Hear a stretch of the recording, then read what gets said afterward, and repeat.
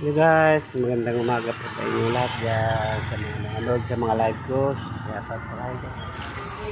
Dito po sa Barangay Pilar po, ito po.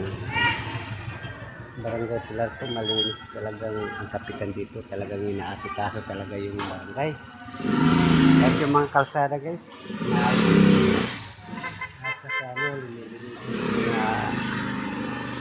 lahat ng mga talagang malinis. Kita mo. Yan po. Kahit yung asawa ng kapitan po, tumutulong to paglinis. At saka yung mga barangay po, barangay tanod, maraming trabaho pagka Sabado. Kahit yung mga purpose, lahat po dito, natutulungan sila po. Kahit yung kapitan, number 1 din po yung kapitan, maaga pa. Nag-aasikaso na mga siguro alas 6 pa lang, nandyan na naka ano na sa barangay niya. Tapos inasikaso yung mga tao na maglinis sa Barangay Pilar. Ayan po ganun kalinis yan. Ito tatanggalin ko po yung nagpaka-parking yan. Kasi binabawal kasi.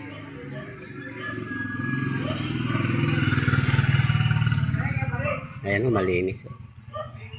Lahat po na lugar na napuntahan ko po dito lang ang kapitan na talagang inasikaso, hindi lang pera, inasikaso talaga yung barangay nila na maging malinis, maging maayos.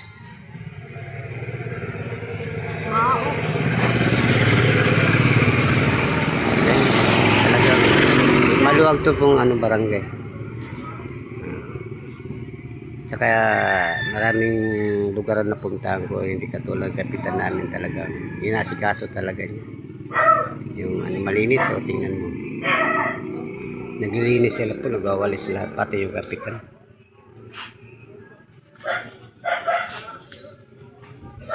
Yung pang kapitan po dito na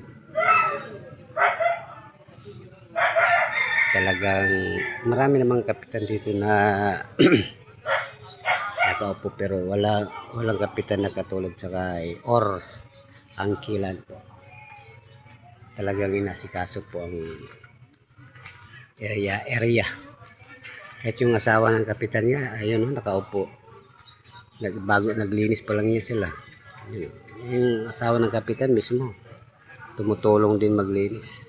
Kaya wala sila pinipili. Kaya shoutout dyan sa mga kapitan dyan. Shoutout sa mga kapitan dyan na mga tamad. Mga tamad. Kwarta lang po inahabol. Hindi katulad dito sa kapitan namin. Inasikaso talaga. Kaya shoutout po sa inyo lahat dyan. Good luck.